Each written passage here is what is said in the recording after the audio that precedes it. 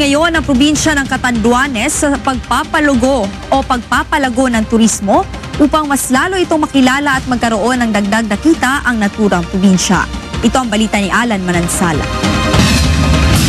Pinagtutuunan ng pansin ngayon ng lokal na pamahalaan ng Catanduanes ang turismo sa kanilang lugar, lalo pat may potensyal ang kanilang probinsya sa larangang ito. Sa eksklusibong panayam ng UNTV News Team kay Governor Joseph Cua ng Catanduanes, inilahad nitong panahon na upang bigyan ng pansin ang turismo sa kanilang lugar. Dahilan ito para mas lalong umunlad ang kanilang probinsya. Definitely, kasi the moment na ma-develop yung tourism, may chain effect yun including the tricycle driver, vendor, lalaki ang benta nila because of the tourism.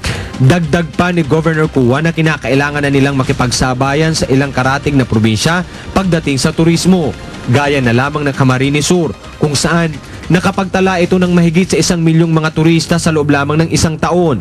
Ilan sa kilalang tourist destination sa Catanduanes ay ang Puraran Beach Resort, kung saan mayroong surfing area, at ang Twin Rock naman na matatagpuan sa Birac.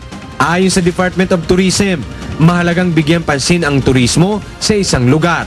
Ang turismo para sa akin ay isang strategy para mapaunlad ang kabuhayan ng mga tao sa isang komunidad o isang bayan. Maging ang ilang mga turista ay naniniwalang malaki ang potensyal ng probinsya ng Catanduanes na makikilala sila sa larangang ito.